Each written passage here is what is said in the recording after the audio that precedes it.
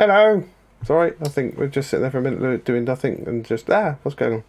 Hello, everyone. Hello for that seamless start for our podcast listeners who are listening after the fact. But we are recording this on the 20th of September. We are indeed, or at least trying to. Apologies to everybody who's been sitting and waiting for our appearance. There's 19 of them, Robin. I don't know what it is. The most we've had in weeks and months. And that's when my computer decided not going to work. They just said, I'm not going to do that, no. No, computer says no. Yeah. So please do shout if there's anything, if the audio is wonky or if the video is weird or anything like that. Obviously, we've got the secondary audio broadcasting as always. So all the podcasters hopefully get our nice and crisp sound from our GarageBand production, but unfortunately we're just doing Discord for the audio here. Yeah, hopefully everything's recording okay. I feel like because it was a bit of a rush, I feel like I'm bound to have forgotten something, but hopefully you can hear me and what have you. So we're going to go on. So Peter, so we are here. Yes. What is tonight's topic of conversation that we will get on to in about 45 minutes? Games Workshop small games. Oh, small games for small minds. For small attention spans. Sorry, what were you saying? I wasn't listening. Have we been it playing? Could be 45 minutes. Might be shorter. We haven't played any of these small games recently. We did a couple of live shows, didn't we? A Blade Board and Fire Team, but that was a month or so ago now. But we've been all about the Underworld, which is kind of like borderline a small box game. And we'll dovetail with that bit of the discussion later on. It comes in a small box, at least, but it's not quite. I wouldn't call it a small box game. But we have been playing some Underworlds because Underworlds fans know there's been a new Rivals deck, which is called the somethings. I can't remember what it's called. And we've had the Deadly Depths. Deeply dippy about the Deadly Depths. Deeply dippy about the Deadly Depths. That's it. And we've had a Grom, the Gore Chosen of Grom. Yeah. Which we played and hopefully people enjoyed. Maybe. Who knows? Yes. Sorry, I was just reading the comments. Sterling says. No, sorry. War Machine was asking how small is small. Can you define it? About that. I think we mean stand-alone, really. Yes. So basically something where you don't have to buy boxes and boxes and boxes of models to be able to play. You pick that thing up and what you've picked up off the shelf you can play with. Yeah.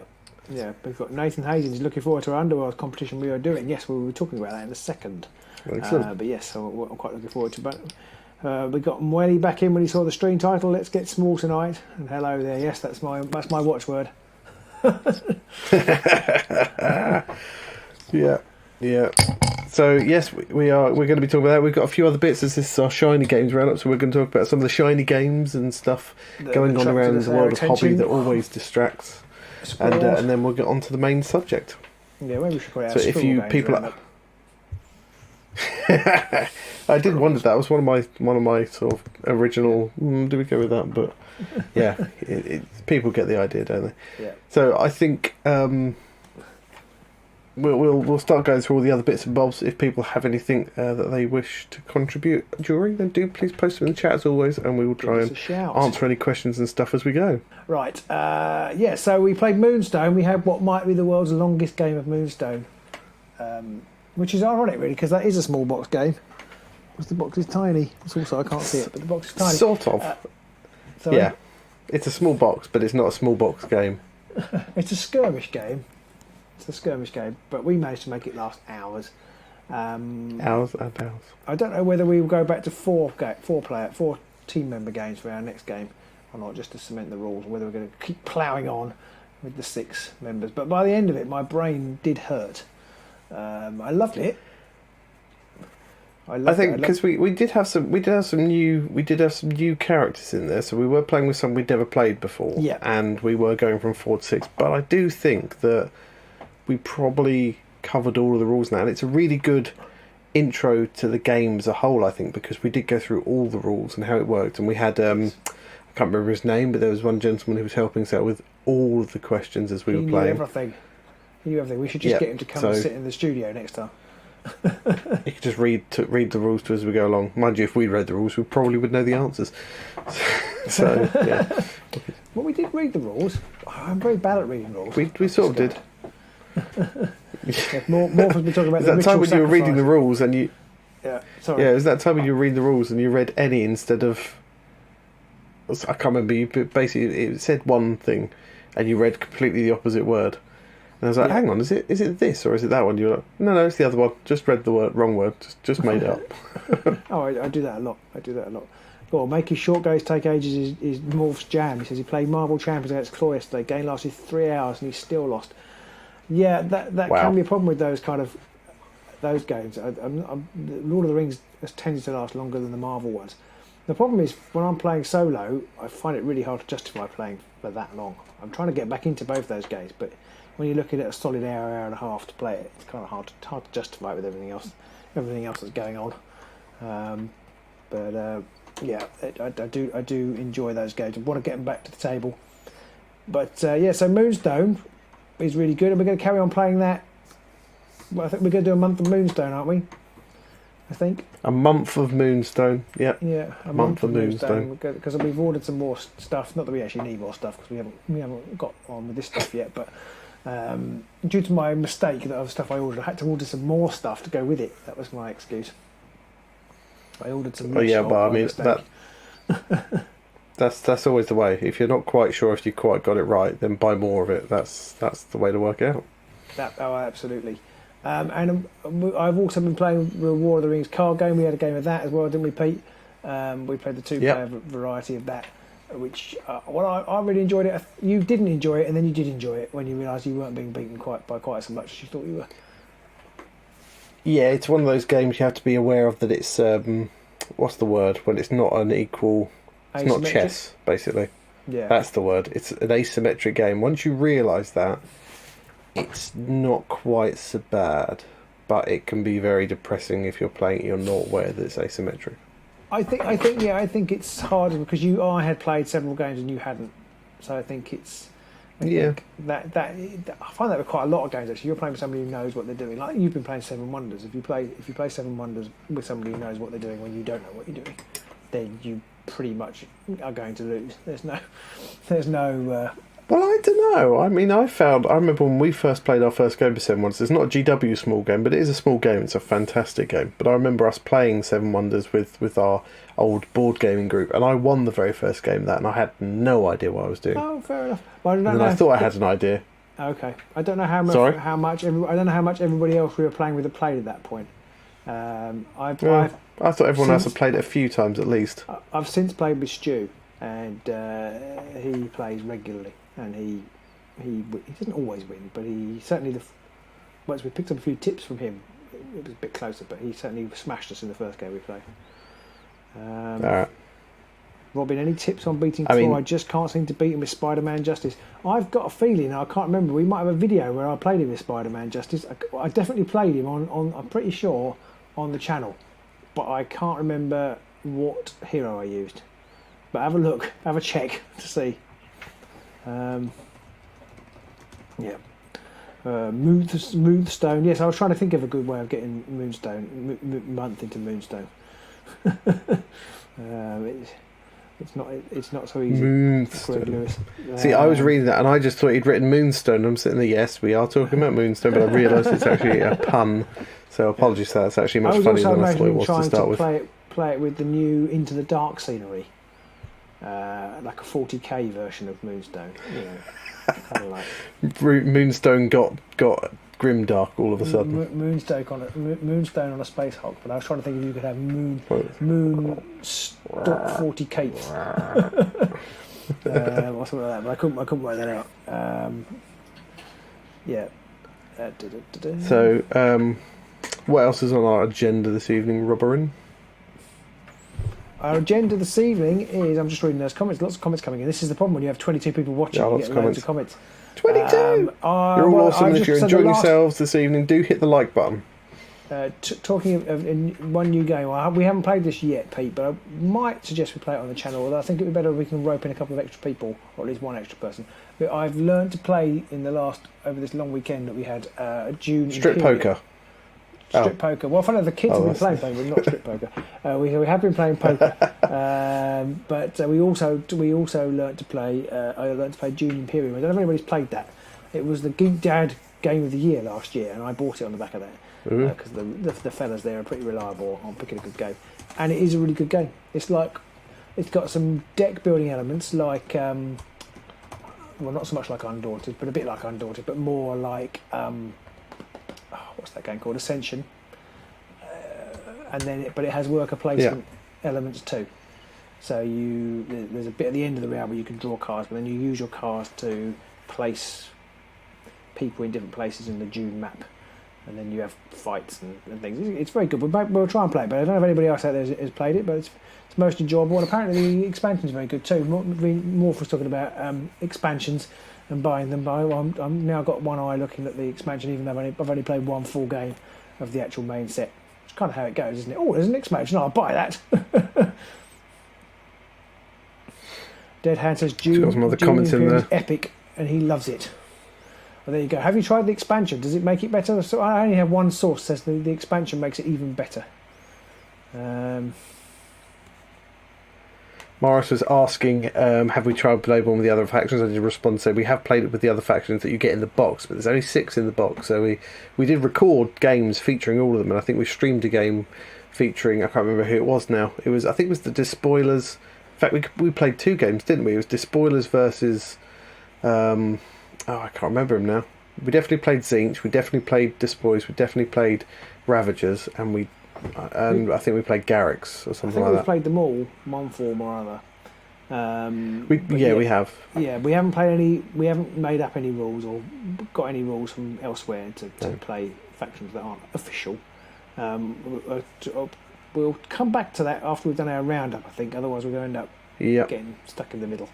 Stuck in the middle with you. What we've been doing, we've been getting ready for Agents Con. Those of you who are coming, looking forward to seeing you at the weekend. It's this Saturday up in Market Harborough. There's still tickets available. He says, like they're selling out fast. You can come. You can come to see us in Market Harborough this weekend if you wish, for a pretty sum of a £5, or if you do sign up to our Patreon, you can come for free. Quite exciting, but it's probably too late to change your plans now. Unfortunately, no, actually, no, I can't say that. It's not funny. So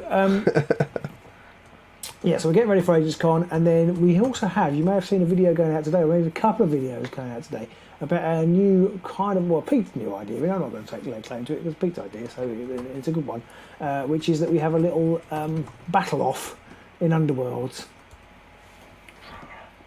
There we go. We're going to be playing a knockout tournament. Garrick's face. Although I'm probably not going to pick Garrick. Although I can't pick Garrick. I've already picked my Chaos Warband, and it's not Garrick because there were just too many. But yes, I picked Nurgle. It's my first one. Just Robin's going to announce his tomorrow, I think. We just played. Yeah. So, actually, you're going to announce your first pick tomorrow. I am going. I'm going to record when we're finished here. I've put my phone out with me. I'm going to record the video when we're finished here. I'm going to pick. I'll give you a little sneak preview. I am going to pick a Destruction Warband. Ooh. So there you go. But I will make the video. So in the comments below, who do you think Robin's going to pick? And if you're listening to this on the podcast a few days later, you'll probably be able to catch up on all the different choices we made. But we won't have started the actual tournament yet, because that's going to kick off next week after Agents Con. Yeah, are we going to start? Are we going to do the first one live next Tuesday, maybe? Yeah, I reckon so. I think that'd be a good start. We can pick our first match up and crash on with that. Okay, brilliant. Okay, so I mustn't now say which warband it is, otherwise. I'm going to guess it's not Gerzag. Well, Gerzag actually was one of my most likely picks because I don't really like any of the Destruction Warbands apart from the Gits. It's true. Somebody's guessed Hexbane. Someone suggested Hexbane. Someone said Character Strategy. It's Destruction. I am picking a Destruction Warband. Destruction Warband. Robin will pick the jammiest warband that rolls with the crits. That is correct. I am hoping to pick that one. So keep your eye out for those. As well on our agenda, we've got what coming up. We've got Moonstone coming up, month of Moonstone, and I guess 7 games, is it? I can't remember, of Underworld. It'll be 7 in total. So there's four semi-finals, he says, putting up 8 fingers. And then... there'll be 4 quarter-final games. Yeah, and then 4 quarter-final games, and then 2 semi-finals and a final. A final, and then if everybody likes that and people watch it and want more, then maybe we'll pick another 8. 16, and then we can have like a winners playoff or something. But yeah, so that's going to the future. So Underworld is definitely back on the agenda, and I think we're going to be playing it odd game here on a Tuesday, maybe a couple of games on a Thursday every now and again. But we're also going to be focusing each month on a single game. So next month is going to be Moontober, and then maybe we ought to get into the dark, and it can be into the Darkvember or something. Yeah, got to work on that one. Suggestions in the comments below or on Facebook. What could we link November and Into the Dark with? Absolutely, yeah. So Stonehoff was asking, he missed that. What game was that? Well, we're talking. Do you mean Underworld? What we were just talking about, or something else, Sterling? Dark Side of the Moon, Moonstone. I think that one's going to be a bit of a mouthful. I'm not sure, Sterling, which you're referring to. We were playing Moonstone and Underworld. That's the thing. And then inevitably we'll get new board games as well to throw in between. That is just an inevitable. And then go, oh my god, this is the thing that will be the big thing. I meant to email the rep actually, and I forgot today. Our copy of I forgot what it's called. The game by Corvus Belli, Warcrow Adventures, is still somewhere out in the ether. I don't know where that's gone. It was going back from America, but it still hasn't arrived. So it got sent to Red Hill in America, didn't it? Yeah, it got sent to Red Hill in America, but it hasn't made it back from America. Bring back the Mad Mob. Oh, I'd forgotten about the Mad Mob. Oh, they weren't my choice, but I've forgotten about them. Oh, interesting. I had to go onto Underworld's DB just to look at the different sections of warbands, just to see which ones were the Chaos ones, and it was at that point I sort of realised, oh no, Skaven are Chaos. Oh god. Yeah. And actually, what I've been painting is pretty similar to everything else I've just said, because I've painted all Gorm's Gore chosen up for our games, and I've been painting my Moonstone models. I have to say, I really loved it this time. I had to do the starter set fairly quickly, but I've been doing these extra new ones that I bought, the Guillemot Poppycock and Old Calders. They were lovely to paint, and you painted yours up as well, didn't you, Pete? Yours were lovely too. Your fishy. Yeah, I was just looking on my shelf, but they're not there because you've got them. They're here. But I'm not very good at putting things up on camera. See, told you. To be honest, never. Yeah. There you go. Podcast viewers, what do you think of that? Podcast listeners. That was pretty terrible. Yeah, that is the best way to view mine and Pete's painting, actually. Yeah, so there you go. So that's what I've been doing. Have you painted anything else, Pete? Or just been a lazy bastard? No, not really. I've the podcast has got its own, but I've sprayed these up ready to paint. Oh. Which are the Kroot. Our Kroot. So yeah. Yeah, I need to get on I need to get on the old building the rest of the scenery and spraying it. I bought a can of spray paint to spray it. So that was exciting. You should bring the scenery on Agents Con, and then anybody who's just sitting there with nothing to do can just stick some scenery together for us. I like it. Or I could just take it. Nobody wants to play with me. It's fine. I'm just here in the corner. Don't worry. Just in the corner. I don't think that's going to be a problem this weekend. I think the problem we're going to have this weekend is actually having enough time to play all the games we want to play. Yeah, absolutely. I totally agree. I'm looking forward to just drinking tea and eating curry, but I might play the odd game as well. So, at this point of the evening, that we normally go on to GW news, although my time is completely out now because I was late, so I don't know where I am. Again, GW seems to have been quite quiet. They've run quite a few community painters paint type posts on the Warhammer community page, which kind of suggests that there's not much happening. I wonder if it's just because the Queen snuffed it, so they didn't want to be disrespectful, because obviously that's all got something to do with it. Possibly. I mean, what? Because she's actually the Emperor. Yeah, or something. Yeah, I think it's a know. load of nonsense. Everything's shut. I just think that's it. There was one interesting a couple of interesting things. There was a new Siege Battle Tome on its way, which I know some of our patrons were quite excited about. I think the Hobby Hermit and maybe one other person was saying how exciting that would be. If I was going to have a Chaos Warband or a Chaos Army, that would be it. Siege. I was having a quick look at that article, but I can't see that I'm going to go that route. You keep talking about playing AOS, not to me necessarily, but I've just. I think it was more about other people right in front of you. It was more that you're going to play with other people, and I don't like that, so I better start playing. I'll take up your new hobby, dear. It was after we played that game of Moonstone, and we all got a bit head scratchy and remembering all the bonuses. You suddenly just said to me, "Right, we'll just play AOS," and I did sympathise with that theory a little bit. I do feel like showing off with your poker chip spinning.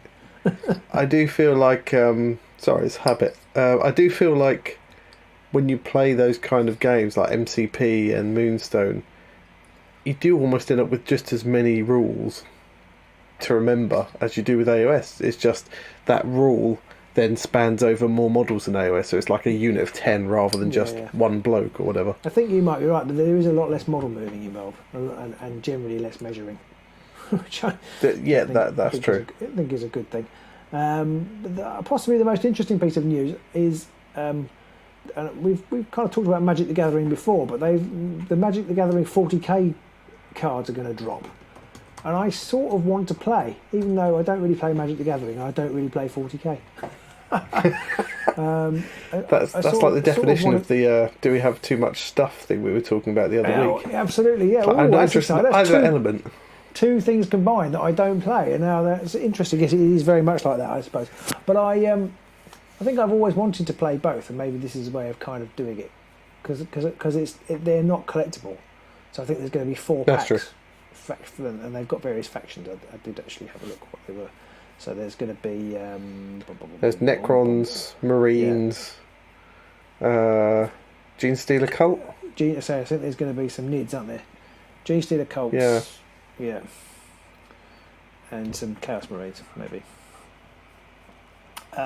So I kind of want to play. It's going to be Commander. Now Commander, I didn't play Magic the Gathering in about 25, 30 years, and I 25 probably. I don't know anything about Commander. I assume that's like just to pick up a deck and play with it. But when I had a quick cursory glance, I've just picked a scab off here. I'm bleeding. Sorry about that. I'm going to find just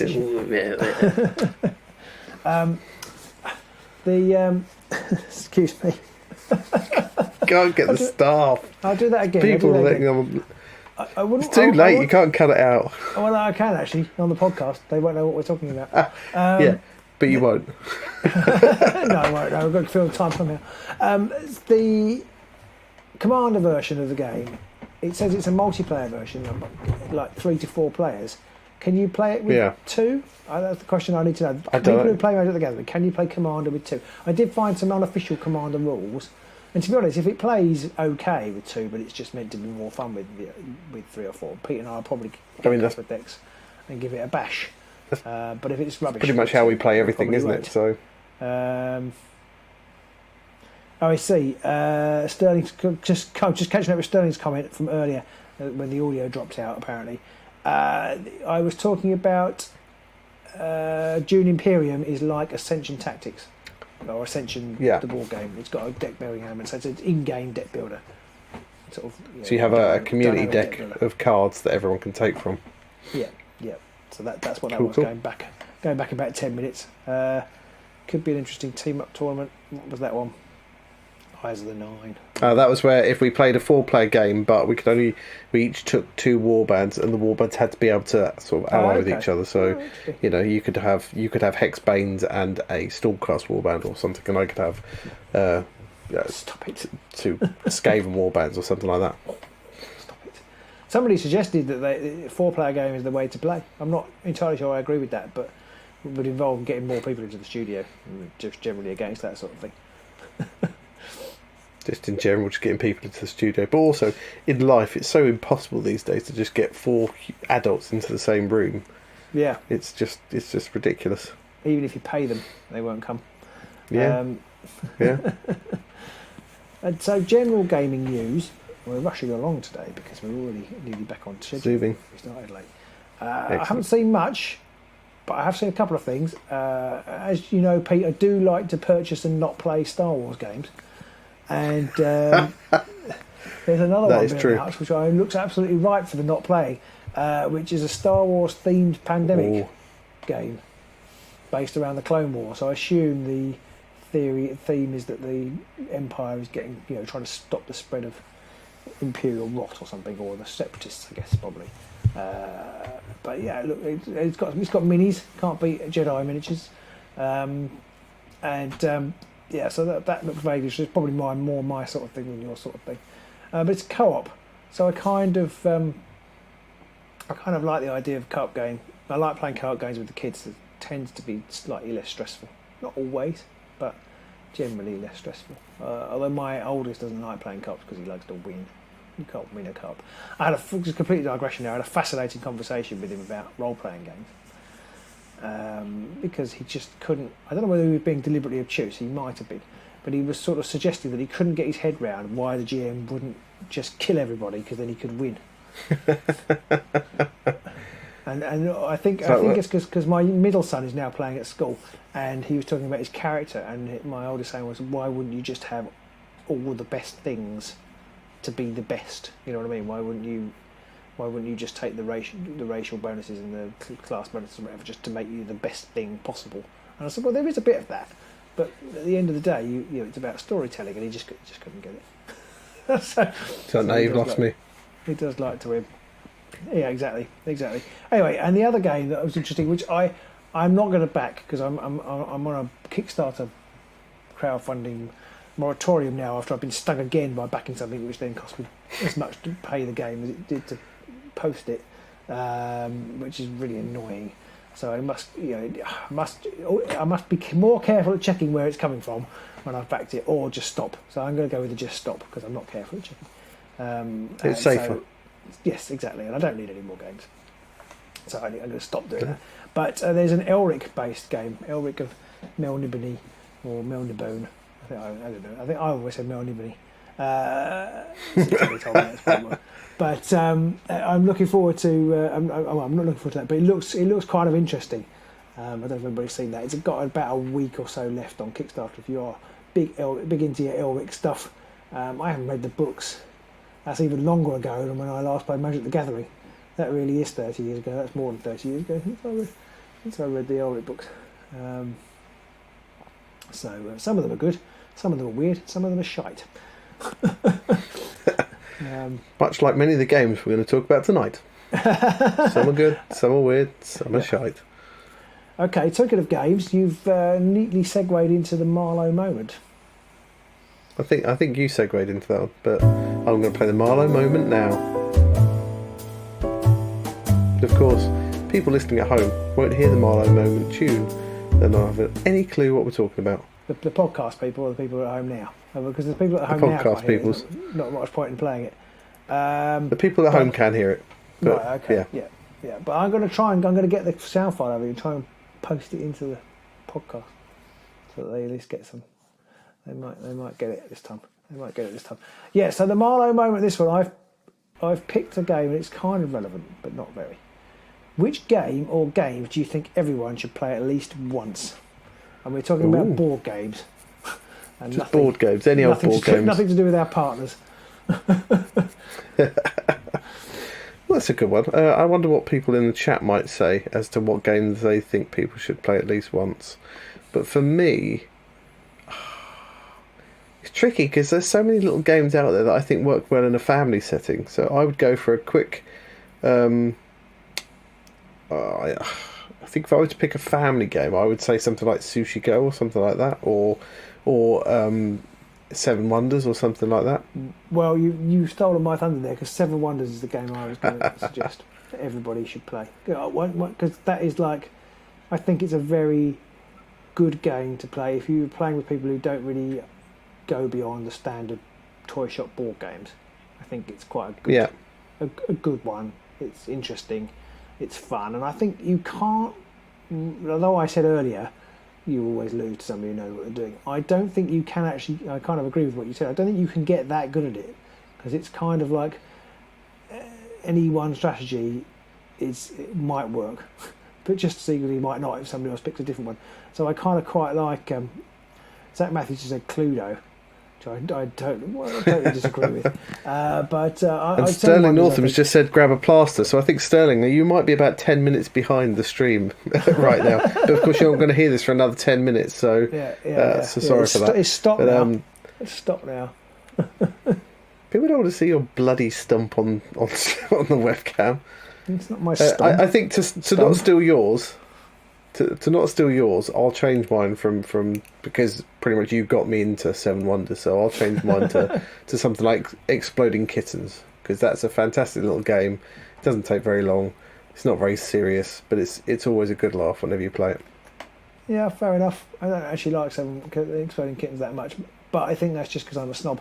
Because actually, every time I play it, I quite enjoy it. I don't want to enjoy it. I don't want to enjoy it because I don't know. It just frustrates me but it is quite entertaining. I do like the cards as well. Gloomhaven, somebody said. Sorry, go on, Pete. I interrupted you. I've always the guy who did Exploding Kittens and all the other games, the Oatmeal. I've always liked his website, all the stuff he's done on there. So I've always enjoyed that, and I found it very entertaining. So. Yeah, I've got a soft spot for those kind of games that he does. Yeah. Face It has just hello. Face It says he, Seven Wonders and Splendor is excellent. He says. I played Splendor for the first time about a month or so ago, and I really enjoyed it. It's really good. I was trying to find it because it was cheap over here in game, but I haven't been able to find it to play. Seven Wonders is crazy cheap. If you haven't played Seven Wonders, it's crazy cheap in game at the moment, or it was last week. It's like 15 quid or something. I mean, that is just, even if you only play it twice.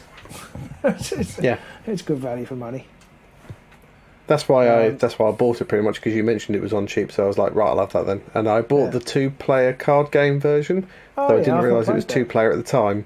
So we should bring I'll that have to bring that along. We'll play it on the channel. I was thinking we'll play it on the channel at some point. Yeah. But it's very funky. Faces says, and it has poker chips. It does have poker chips. That is very true. Ooh. Do you like a poker chip? Yeah.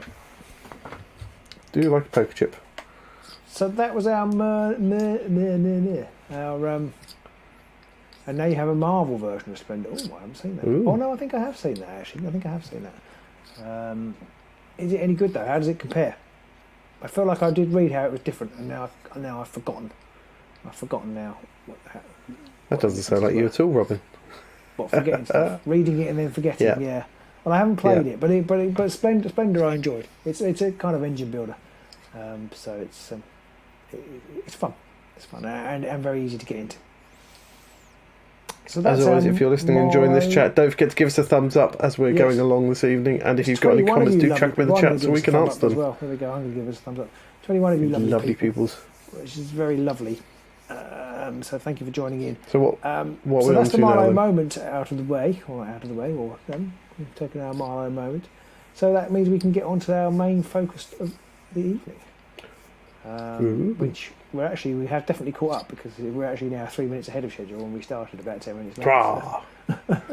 Hurrah! So maybe we'll go on for another 10 minutes afterwards, but maybe we won't, depending on how we get on. No, we probably will just keep going. We do like a ramble.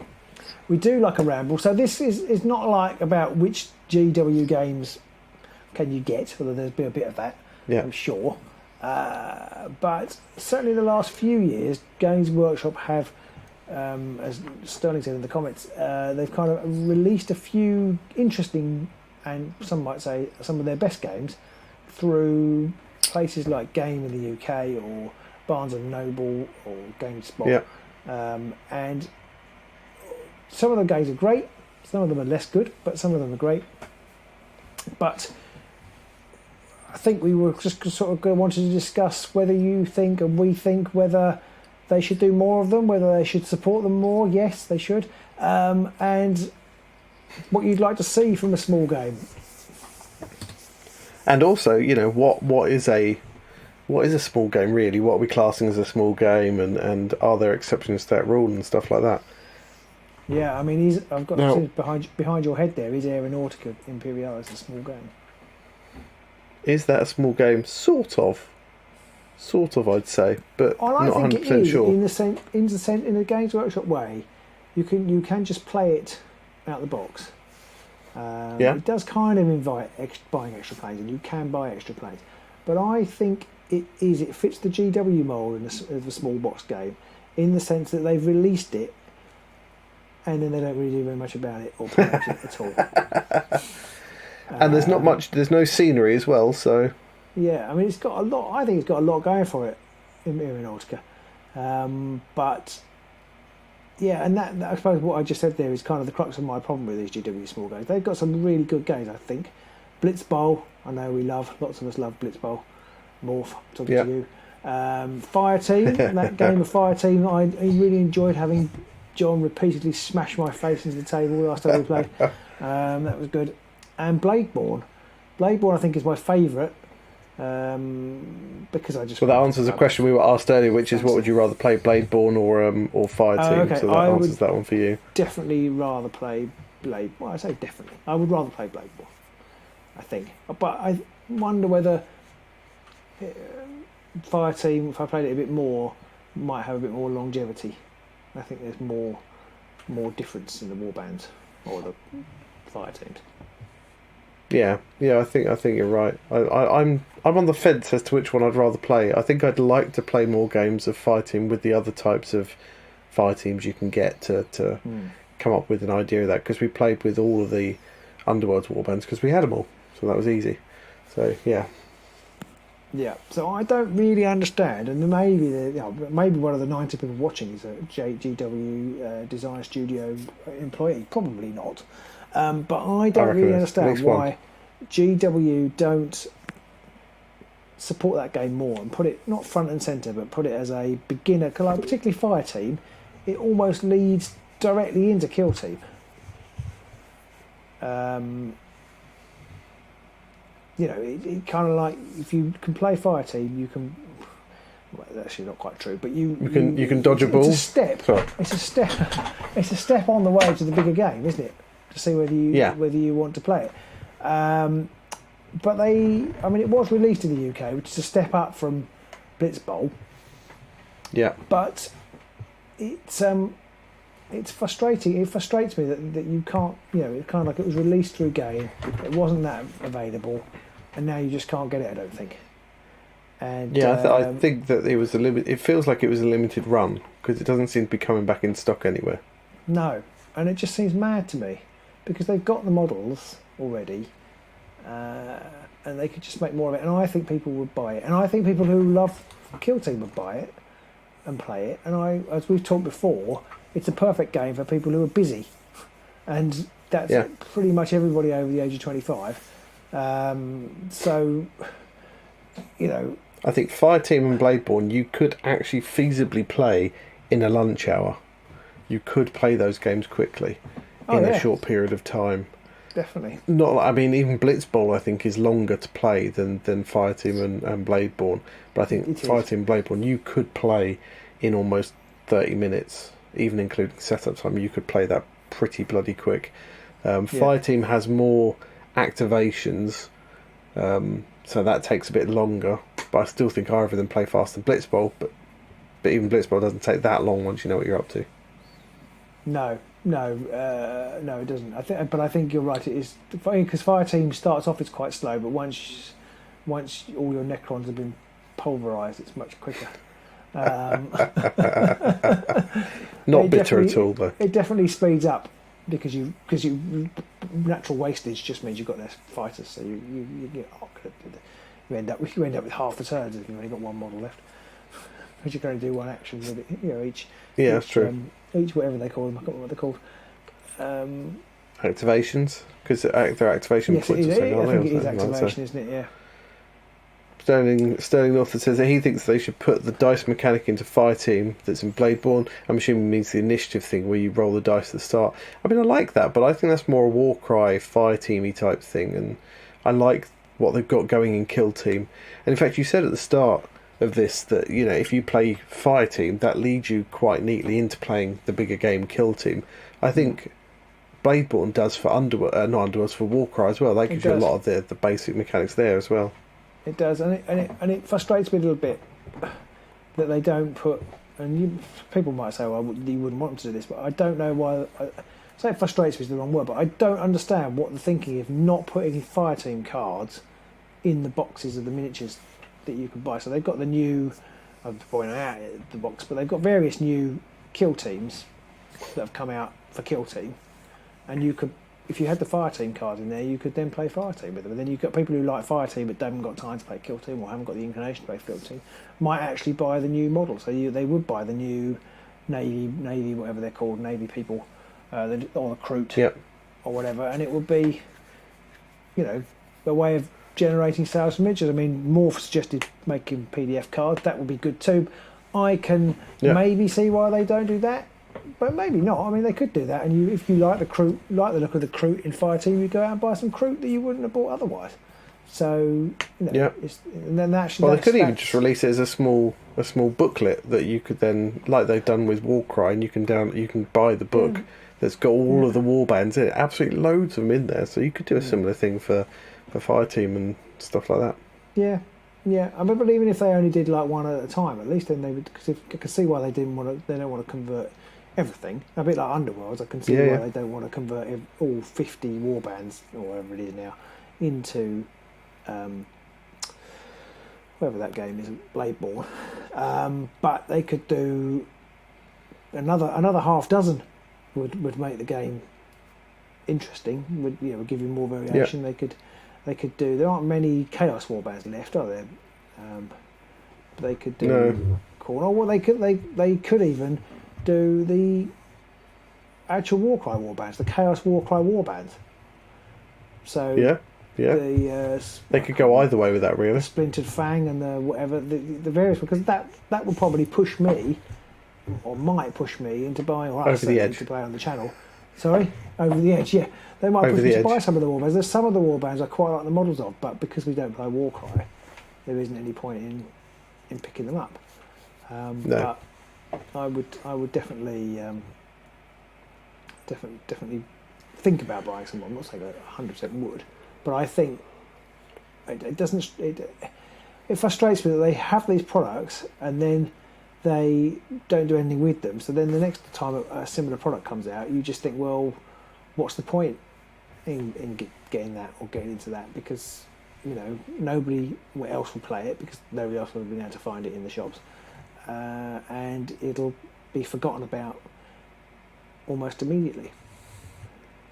Yeah, and it must take them some effort, right, to knock these games out. There's the artwork, there's the game mechanics themselves. Even though they're cut down and simplified versions of bigger games, it still takes effort to do that. So you've gone through all that effort. Surely adding in more warbands or whatever is very little extra effort to continue keeping a game that could be very popular, out there. And it's just madness to me that they don't. Yeah, I mean, as Seth Levine has said, all Underworld releases should have Bladeborn PDF release too. Yeah, they should. I mean, I don't think it would be that difficult for them to do that. I mean, I appreciate there is some design work and play testing that needs to be done.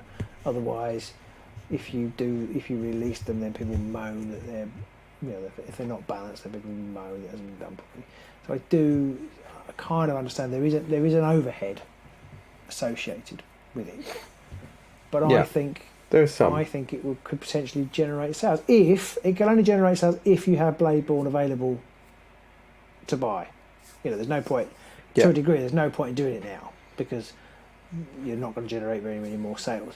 But if you could buy Bladeborn, like you could buy the other games, then people will think, well, actually, that looks fun. I'd like to play the. I mean, Hexbanes versus some undead in the Bladeborn would be quite that'd be pretty thematically exciting and interesting thing to play, or even against the Chaos Warbands, it'd be an interesting thing to play. I wonder, because the thing I can't work out is Blitzball is on its third iteration now and has changed very little in its latest iteration other than the addition of about 6 or 7 teams and a slight alteration to the rules and the way it's all laid out. That's it.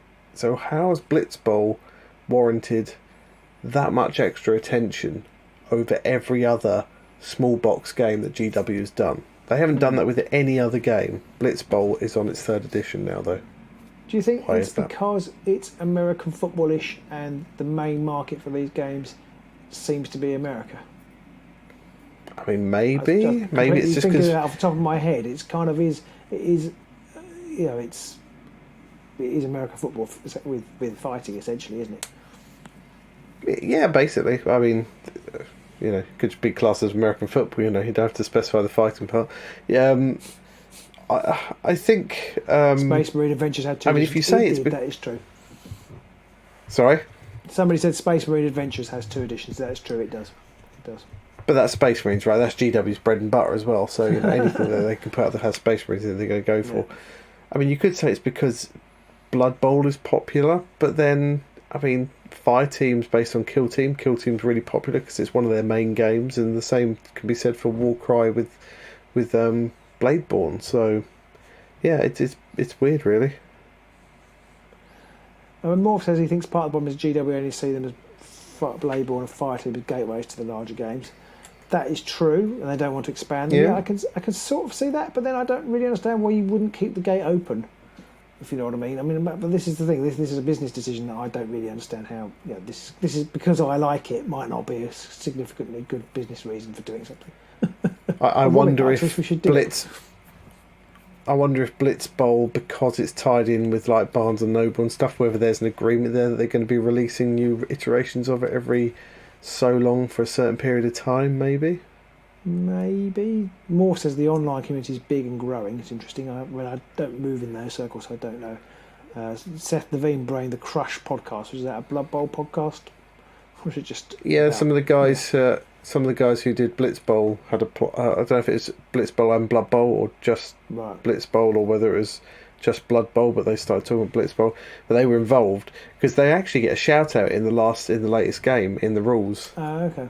In the Blitz Bowl. In the Blitz Bowl rules. Yeah. Bowl in the 3rd version.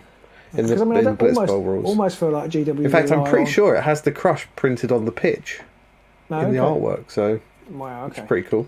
I almost feel like GW rely on, for the whole of the Bowl series of their games, they do rely on the online community or the game playing community to do it. Because even Blood Bowl, I know they bring out the odd miniature and things, but I don't really feel like it's not a game I think. I don't like it, so it's perhaps this is why. But I don't really feel like it's a game GW love, or even really tend to that much. GB and Morph both confirmed that the Crush was just Blitz Bowl. How the frick said Blitz Owl, which Blitz Owl would be a brilliant game. I want to play that now. I can't work out how the crap you can make a podcast about a game like Blitz Bowl. I can't think of more than one episode of stuff to talk about. You've got to really friggin' love a game like that to be able to create an entire podcast on it. Morph says he thinks some of the changes they made are shit, so it'd be interesting to think what things you don't like. It's because maybe it's a bit less random, because you had the end game challenges and you had the one which would change the ends of the pitch, and that's not there in the latest version anymore. That was very exciting. I think somebody said online, I remember reading a comment which basically said, because somebody asked, should I get the Ultimate Edition? Should I, I can get the 2nd edition now, but do I hold out for the Ultimate Edition or whatever? And someone basically said, if you want a more fun, wacky, crazy game, go for the 2nd edition. If you want something that's a bit more stable and balanced and, a bit more skill invested, then go for the Ultimate Edition. So, right. Yeah, take that with a pinch of salt. Yeah, for both. Yeah. Tone down lots of the random fun, because I think for... It's almost like another topic of conversation for a podcast, but I kind of feel like there's a definitely strong element in the GW community, although all these games are based on dice and things, who really don't like luck. And the whole way to win games is to eliminate the luck as much as possible. So maybe that's why they've tended that way if they want to play a bit more competitively. I don't know. I don't know anything about them, so I'm possibly talking out of my bottom there. But it kind of feels like that may be something to do with it. I'm not a competitive player who prefers random fun. Yeah, I mean, it's one of those things. Random fun is good, and it can be really good. But sometimes it can be frustrating if it just, not to spoil the game, but if it's random, too random, or random in the wrong way at the wrong time, sometimes it can be annoying. It can be annoying if you're the person who's about to win, and then suddenly your opponent, through no skill or ability, just suddenly wins. Sometimes that's not a bad thing, and you can just have a laugh and move on. Sometimes that can really piss you off. Yeah. I mean, in Blitz Bowl, I think by the time you've got to that stage, it's been so silly up until then, it doesn't tend to matter. I can't even remember which of us Lynn changed for when we played, but it was very funny. It all went crazy because we had 3 or 4 balls on the pitch, and there's all kinds of nonsense going on, so it was good fun. So, got some more comments. Go on, do you want to read them? Yeah, sorry, we missed one earlier. War Machine asked, do we think the GW sometimes come in for unfair criticism when they do not open up small standalone games or one-off games to further expansions, especially when you think of how many standalone games there are in the market, and are popular and do not get criticised by board game players who sometimes thinks we're spoiled by GW. That is definitely an aspect of it, because GW is so big. I had exactly that thought today, actually, when I was thinking about what we were going to talk about tonight. I did think, I don't expect Seven Wonders people to make more Seven Wonders games. Yeah, that's true. 9 Wonders to the 2 extra Wonder expansion. But I think, well, there are expansions that have extra Wonders in. But I think it's because most other games don't continue to make the same components that could be compatible with that game, if that makes sense. So GW have carried on making kill teams, and therefore and that to me, and this could be wrong, but that to me is the bulk of the work. The bulk of the work for their games is the miniatures, the designing of the miniatures, and so they could. It feels to me like without too much extra work, they could add in extra rules. Now, I do, as I said earlier, I do appreciate there's an element of there's probably more overhead than I realise in the playtesting and balancing of that.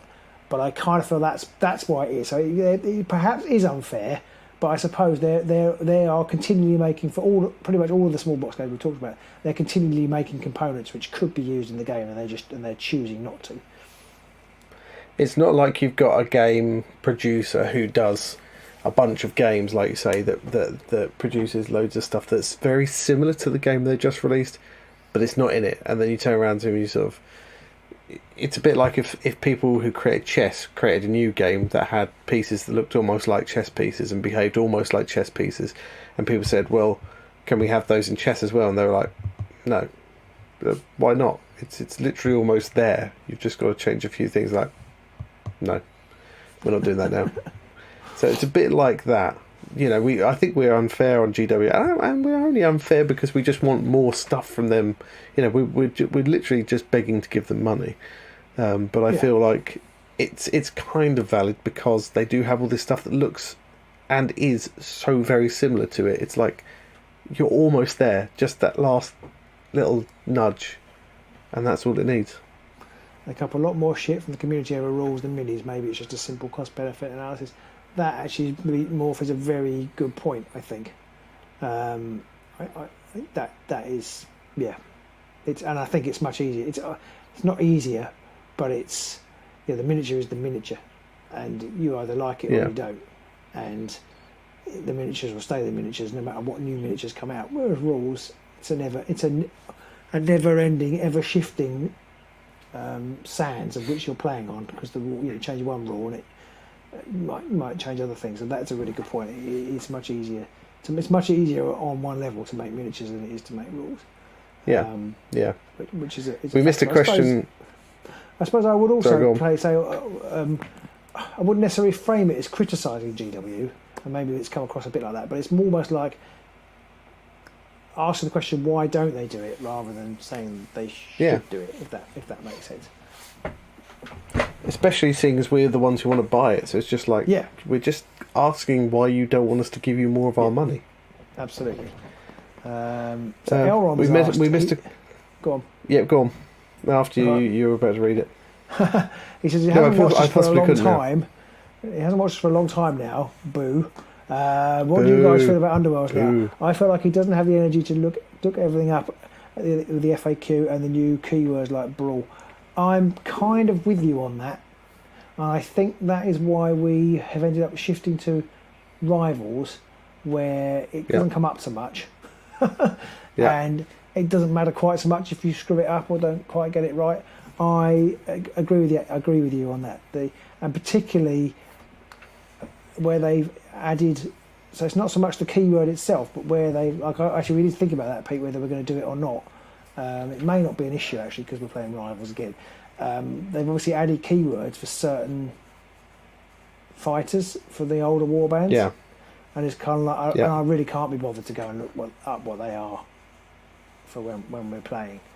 I guess they might be some at one point Underworld DB was updating. I had updated them, I think, so maybe they're on. It was, yeah. But because actually, funny enough, when you play Garrix, you actually used digital cards, didn't you? Because they were in the house, and I couldn't be bothered. I did. Although one of them didn't. One of them had the one which gives you +1 damage if you roll a crit. That was on his old card as well. That wasn't something they'd added afterwards. Right. It was just before they'd made that a more generic ability, Grievous. But I think that's definitely a thing, and I think, and we've talked about this before in previous podcasts and things, so I won't go on about it again, but I think that's why, for me, they need to cut free the first 2 or even 3 seasons before they really started to formalise everything. And I think going back and updating the old cards actually, although it was quite nice and kind of showed that they were invested in the game, I almost feel like it was a mistake to do that, because I feel like it'd be better if people put those behind them and kind of look forward. Yeah, so it depends on how, based on what you said, Elrom, I think that if you're looking to play the game in a casual setting, Rivals Plus maybe, or a championship version where you're not too het up on getting everything right, you're okay. But I don't think the competitive version's as fun now because of that. I think, personally, if they didn't release a new extra special rule, generic special rule like staggered or whatever, if they didn't do that ever again, I'd be quite happy with the game as it is right now. I think it's a really good version. I think it's in a solid place, but it doesn't need anything else added to it.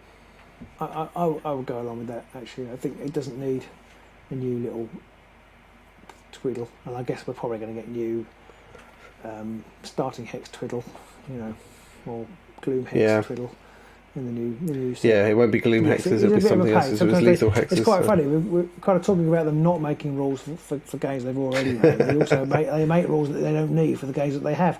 So yeah. Morph says he doesn't like the addition of fouling and big guys to Blitz Bowl. He thinks it's going to be a bit wonky. He's not a fan of them adding stuff to Blitz Bowl just because Blood Bowl has it, which is true. It's just that kind of thing that some people will think a game's just perfect as it is. Don't change it, don't touch it. Just give us new war bands or kill teams or whatever. Leave the rules as they are. Yeah, it's a tricky one. Yeah, he says he's not a fan of them adding this stuff to Blitz Bowl just because Blood Bowl has it. Yeah, I go along with that. Yeah. That frustrated me a bit with Warcry. I think was it Warcry? They kind of brought out big monsters to add to Warcry. It's kind of like that's not what it's about. It's a warband game. And they turned it into a skirmish AOS type thing. Blitz Bowl doesn't need big monsters because it's meant to be light, fun, quick, and like you say, really about just slinging dice and enjoying yourself. Yeah. Sterling had a lovely suggestion. He says maybe we could get everyone that watches and us two could set up a website that would be for that would support these games. We could all work together and come up with new cards and put them up. If the three of us can get together, we could probably sort that out. I said there's 23 people watching right now, so thank you everybody who's watching. Lovely, and don't forget it would be far too much work. Plus, that is part of the thing. Go on. I'm the kind of person that if somebody says, "Oh, I've created some rules for vampires in Bladeborn, I'd be like, I don't really want to play somebody else's rules. If GW came along with exactly the same set of rules and said, we've come up with rules of vampires, I'd be like, awesome, playing those. It's just something about it having to come from GW, and then I'm like, oh, that's official. It's kind of, it's A, the officialness and almost the appearance, although actually in reality it probably isn't the case, that it's had some due diligence done on it. And it might actually work. Whereas I think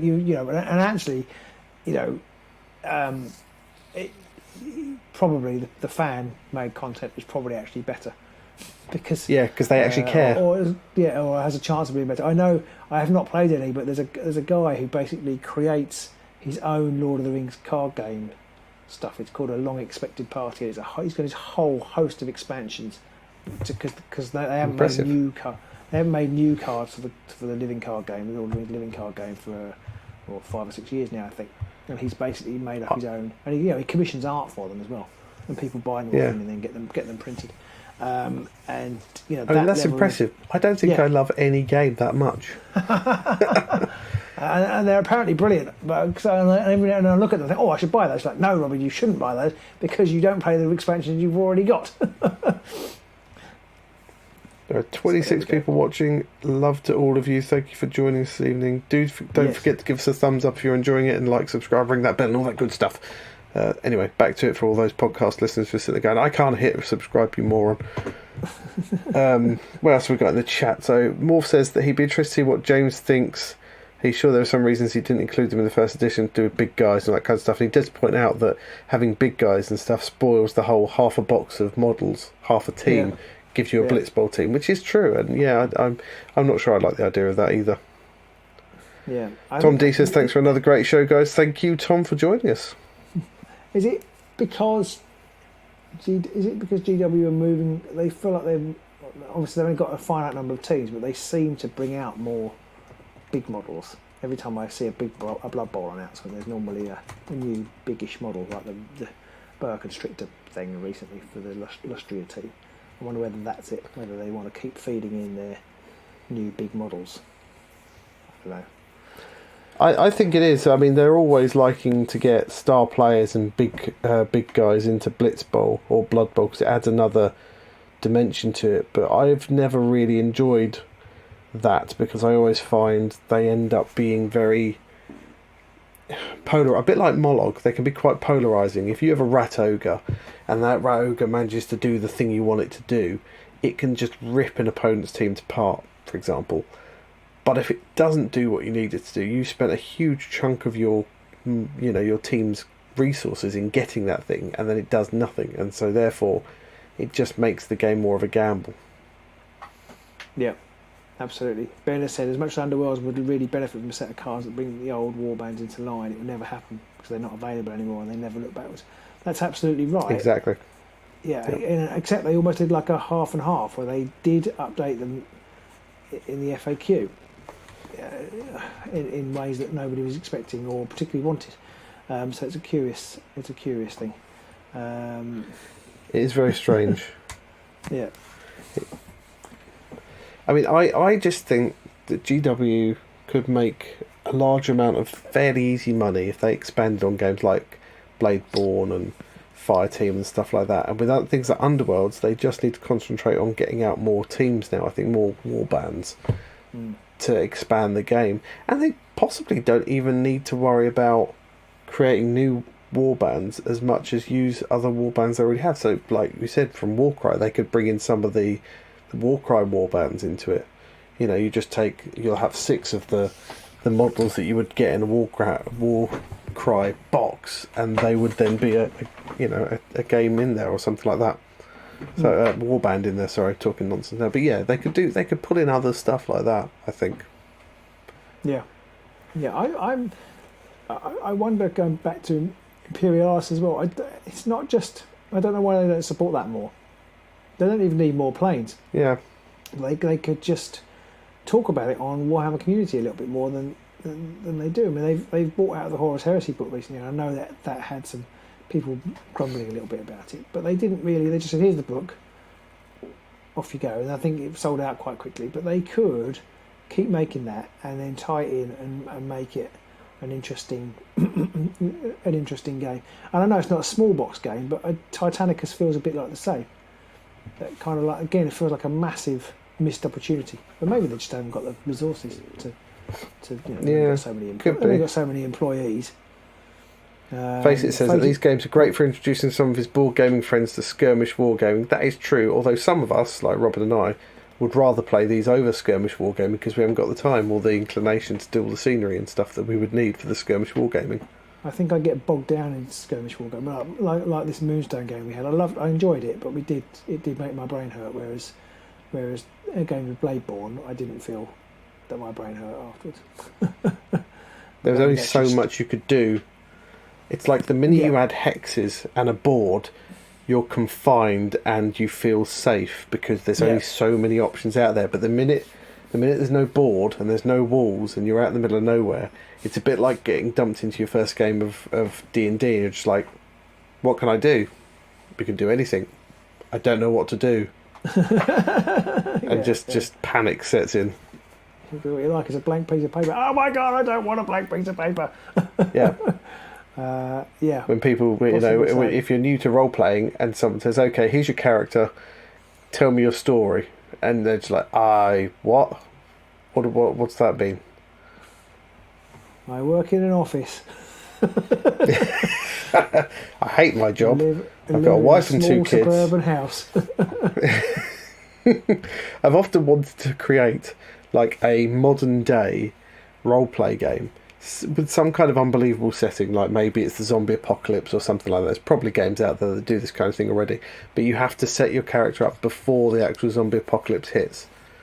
So at some point during your role-playing adventure, like, the zombie apocalypse would happen, but you've got to go for a period of time just role-playing, like being at work or doing the housework and stuff like that. What you could do, you can make it live role-playing, just get people around to clean your house. Today we're doing decorating. What? Yeah. Well, you finished the dishwashing, excellent. That's 5 experience points. Lovely. Painting. It's elementary painting this week. You've got 2 hours to paint this room. Brilliant. Yeah. And something comes down the setup as well. Because, sorry, go on. No, I was going. You say. I was just going to say, something comes down to just the amount of time it takes to set up skirmish games, because you've got to put all the scenery and stuff out, and that in itself is a task and a chore. Because you're like, have I got it set up? Does it thematically look good? Does it, is it equal? Is it fair? Is it going to give us a good game as well? Yeah, I find the stress of exactly that. Stress of, is it going to give us a good game, and is it fair? I almost found it almost unbearable, because you just don't know. And sometimes, I'm sure we've had the odd game where you only realise partway through the game that the scenery setup is awful, and like particularly in games, 40k style games, where there's lines of sight and what have you, and basically you've just put a killing ground up that you're just one poor bastard is trying to march through, while the other person just guns him down. You don't know that until you start playing it. Seth asks, do we like the Underworld's terrain? Well, I have a very short answer to that question, and the answer is no. I think it's pretty shit. I didn't mind it. I think I preferred the second set of stuff that came out to the first set, and I didn't mind having some stuff on the table on the board that gave a little bit of 3D. It was kind of a little bit like playing AOS, but without it mattering too much, because you didn't have, it didn't give you high ground or any of that kind of stuff, so it didn't impact the game at all. It just gave you that slightly 3D element, but it quickly didn't look like it fitted in. No, exactly. I mean, it didn't offend me, but there was, I think, sure there was at least one piece that didn't fit on the board, or there were markings on the board that you couldn't put the pieces of scenery into. I seem to remember. And what's interesting, somebody made us beautiful hexes for objective hexes, which we now can't really use because of the gloom hex situation. But they were, and obviously they're better because they were handmade and they were made for us. But actually, if GW had done posh scenery objectives that you could stand the miniatures on, I think that would have been cooler than the random bits of plastic that they did do. You know what I mean? Because they added something to the random game. The random bits of plastic that you didn't necessarily get enough of, or you got too much of. Because I think when they first released the second Beastgrave set, there were no 2-hex cover tiles, so you couldn't actually use one of the pieces at all with some of the boards. So you're like, well, that's pointless. Beastgrave terrain is greater than Nightvault terrain. So I don't find it particularly useful. But what I did see, somebody had built, and I think it was maybe they'd taken it to Bugman's or to a Clash or something. They had built scenery that fitted around the board to give it walls. Yeah.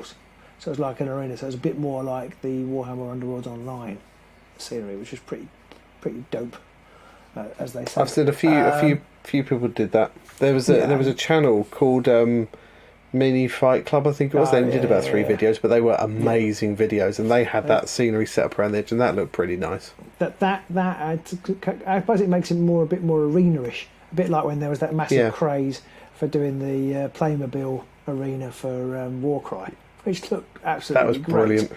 Absolutely great. I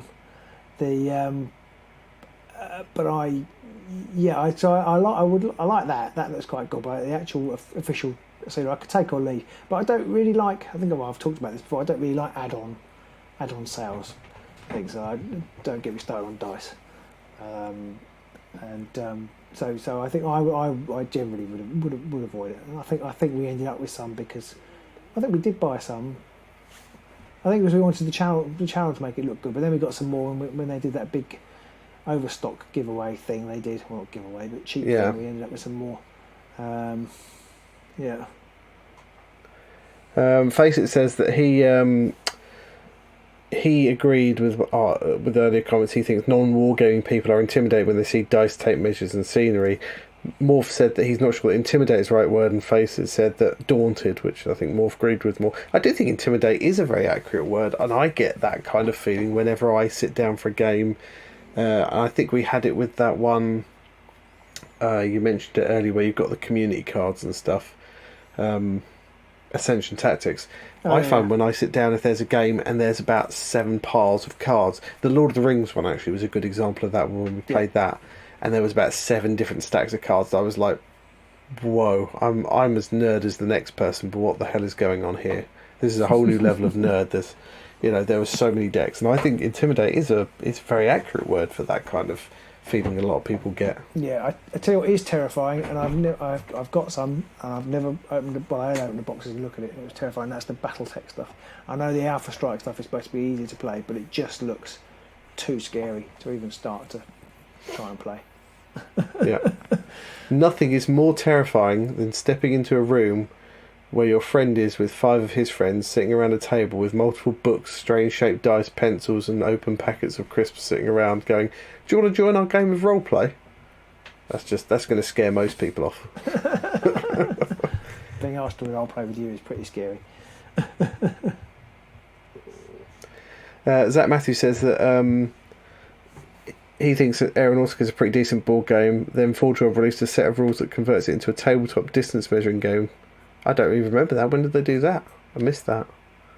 I thought it had gone the other way, actually. I thought the Forge World original game didn't have hexes, but I don't know enough about it. So yes, I that's correct. The original Forge World game didn't have hexes. The newer GW version did, but I don't know if there's something since then the Forge World have released that turns it into a measuring game. Maybe there is. I don't know. Dylan says that if there's free food, he's game. That's the way to approach things. Brilliant.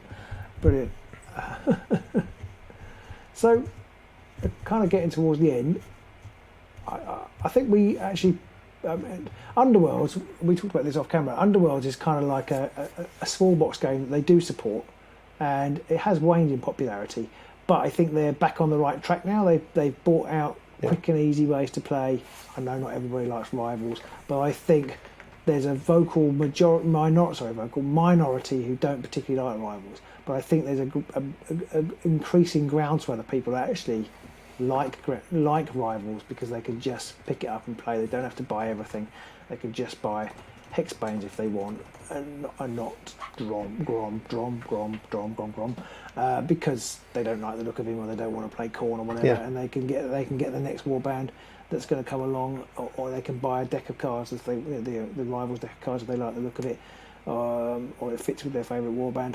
And I think that is a way to keep what I would call a small box game going. Without, whereas previous pre-rivals, I wouldn't have said Underworlds was a small box game, because you did have to, even though it only came in a small box, you had to buy all the other 8 boxes to keep it going. So it was just a small box game in lots and lots of boxes, or a big box game in lots and lots of boxes. But now I genuinely think you could call it a supported small box game. I know semantics. What is a small box game? But it does feel like that. You could buy a core set and just buy the occasional upgrade that you wanted, which is kind of what we were saying we'd like for Fireteam. We've got the Fireteam box. If I want to get the Kroot, then we'd nice to get the cards and play with that. And that's kind of how Underworlds works. And I think that model can work. I don't know how. I think people play it at home. We get quite a lot of people sort of saying, "Oh, I've just started playing," or I like playing Rivals on our comments. I know they're the people we attract. But I think there's a quiet mass of people who enjoy playing it that way. I definitely think so. And if you look at the, if we're going to go to small box games from GW, we've got to look at the originators of this stuff. The original Blood Bowl, which had standees, not even models, Space Crusade, Hero Quest, Battle Masters. These were all technically small box games because they didn't have a need to purchase extra stuff, although things like Hero Quest and Space Crusade then did go on and produce expansions that you could buy for it if you wanted to add extra elements. There was the Wizard expansion for Hero Quest. There was the Android attack version, which had Dreadnoughts and Necrons in it. Basically, they were Necrons, but Chaos Androids for Space Crusade. There was the Eldari version for Space Crusade as well, which gave you an Eldar expansion. Those were the original games, and maybe they haven't aged too well, but they stood the test of time for a long time. I think lots of people still know and love those games, and they could be doing that now with things like Fireteam and with Bladeborn. They could still be expanding it and coming out with just these extra warbands, that kind of thing, and they could be making a lot of money out of this still. Yeah, I reckon they could still make a brilliant Battle Masters game. I have to say, absolutely. I of all the projects and things we've talked about, the thing I most want to do but won't is build a new Battle Masters version, probably smaller scale, but very similar mechanics. Especially having played games like Undaunted, I think you could make a really good game that used the Battle Masters models, but with some more up to date rules. I reckon it was really good games. I completely forgot to put in the news that I looked up. Tabletop Gaming Live had their awards this week and this weekend, and the Stargrave and Oathmark won Best Skirmish and Best Tabletop Game, both by Joseph McCulloch, that we've talked about before. I meant to put it in the news. I meant to look up all the winners were, and I forgot. But that was a bit of news. And I thought I actually just remembered it there while we were talking about sort of skirmish games and new rules. I think GW could do with employing a few new rules writers sometimes. I think GW need to get away from D6 in the same reliance that they currently have. Everything for GW has to be a D6 for the most part. And it's like... They don't have to, but they just... I don't know. I don't know. No, I think GW think they do. It seems like GW's design principle is if it's not a D6, it's not going out type thing. They have a few... I think Blackstone Fortress had a D20 and a D8 and a D10 in it, but they were very underutilised, and they don't generally use them very much. That's okay. I mean, I know obviously it does do things to your distributions and whatever. I think it's okay to only use D6, but there are definitely other mechanics they could use that could improve things. I see Sterling's talking about the old Fantasy Flight games stuff, and funny enough, again, I was thinking about that again, thinking about what we could talk about tonight. They had a few really good games. They had a living card game for Warhammer Quest, which I've got here. You probably can't see it there, you can't. But I brought that out to maybe play one day. But it was stopped when GW took away the license. There's a few. There's Chaos in the Old World. It's supposed to be really good. I think it was designed by Eric Lang, who went on to do Blood something, and the Viking type game, which is good. And I don't know. I'm guessing we'll never see those again, because I'm guessing the ownership of the rules and stuff is with Fantasy Flight, and the ownership of the IP is with Warhammer. And I'm guessing neither of them will give the other one, give it back. So I think sadly we'll probably never see those, which is a shame. I think when they have that kind of situation though, where they're like, we can't release this game because somebody else has the rules and we can't do that, they could very probably easily sidestep it with a fairly decent rip-off, and people would still go, oh, that's basically this game and I love that, so I'm going to go get that now instead. There's ways around that kind of stuff. Yeah. Space Hulk's another one I just remembered as another standalone game, although that's had multiple iterations. That's another fantastic game. Again, yes, it is, and I feel like they could do more with that. But all they do is just bring it out every now and again, and then just leave it.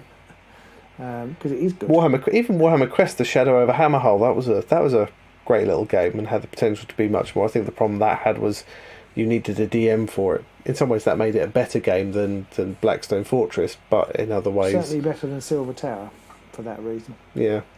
Oh yeah. Facey says it's his first watch this evening. Well, I hope you've enjoyed it, Face It. Face it, face off, and, face up. I hope you've been enjoying the Battle episodes too. I'm guessing you have been enjoying them since you're here. But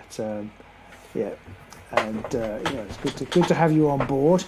Seth DeVita's Mighty Empires. I've got Mighty Empires over here somewhere. Again, I occasionally think we should do that. Please try Master of the Universe Battleground. Yeah, I can't see that happening, but it might. You never say never, but the next month is a month of Moonstone and our Underworlds knockout tournament first. Yeah, yes. Sorry, keep me on track. Keep me focused. I'm going to get blinkers. Maybe I'll secretly work on a upgrade for Battle Masters.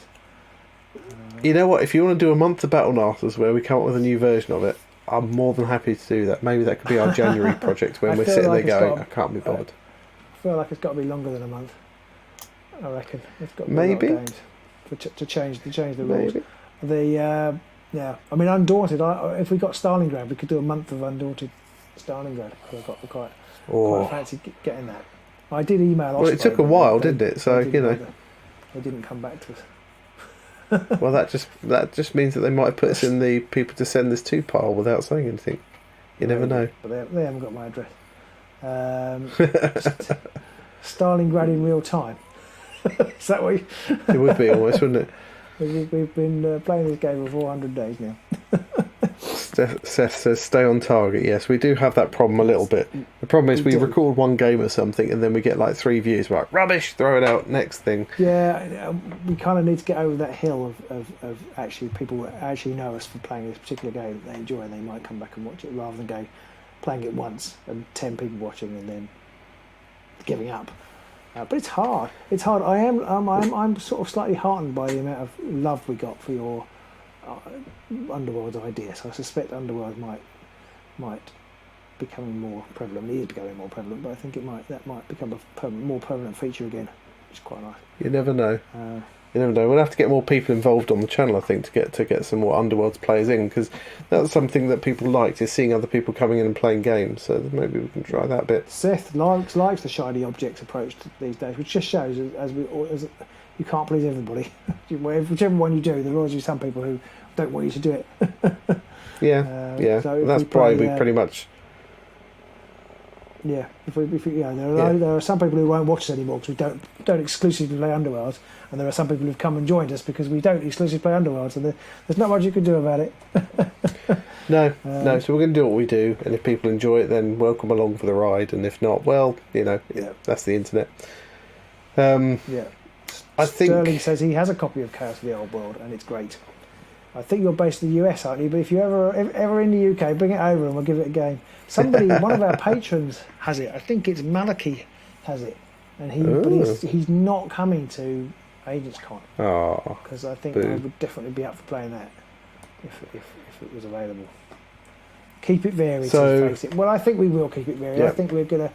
Underworlds, it's quite quick. We can get the odd game of that in and then pursue other things at the same time. I think that's it's quick, but we can vary it because we can pick up different warbands fairly quickly. Whereas if we want to do Age of Sigmar, it would be the same army for about 6 weeks running because we wouldn't be able to get anything else painted or built. So it would be like, here's our 5th game of exactly the same 2 armies fighting each other. Unless we did a Path to Glory campaign. Don't stop it.